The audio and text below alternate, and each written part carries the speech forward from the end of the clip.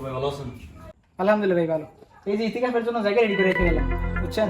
কিছুদিন আগে মাত্র হজ করে এলাম, মানে যদি ইতিকাফ না বই তাহলে মানুষ কি কইবে মানে বুঝেন না? ইতিকাফ করবো তো মানুষ আমার বালা কইব, আমার সব বুঝছেন না? আমার এক দিলে দুই পেগে মারা যেতেছে। হ্যাঁ ভাই, আসলে ভাই আপনার বুদ্ধিটা অনেক সুন্দর। আপনার মতো বুদ্ধি থাকলে না আপনার সব হইতেছে, আবার গ্রামের মানুষ আপনাকে ভালো বলতেছে। আচ্ছা যাই হোক ভাই, থাকে না। আলহামদুলিল্লাহ, সভাপতি সাহেব এটা আপনি কি বলতেছেন? কেন ইমাম সাহেব কি বললাম আমি?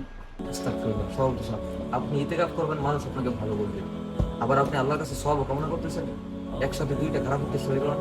আল্লাহ রাসূল সাল্লাল্লাহু আলাইহি ওয়াসাল্লাম হাদিসের মধ্যে বলেন, যে ব্যক্তি লোক শোনানোর জন্য কোনো ইবাদত করলো, আল্লাহ সুবহানাহু ওয়া তাআলা তাকে কিয়ামতের দিন শুনিয়ে দিবেন। তো আরো বলেছেন যে কোনো ব্যক্তি যদি লোক দেখানোর জন্য ইবাদত করে, আল্লাহ সুবহানাহু ওয়া তাআলা তাকে কিয়ামতের দিন দেখিয়ে দিবেন, অর্থাৎ সকলের সামনে তাকে অপমান করবেন এবং দুঃখজনক খারাপ শাস্তি দিবেন। সভাপতি সাহেব, যে ব্যক্তি আল্লাহকে সন্তুষ্ট করার জন্য এবং মানুষকে সন্তুষ্ট করার জন্য ইবাদত করে, তার ইবাদত তো ধ্বংস।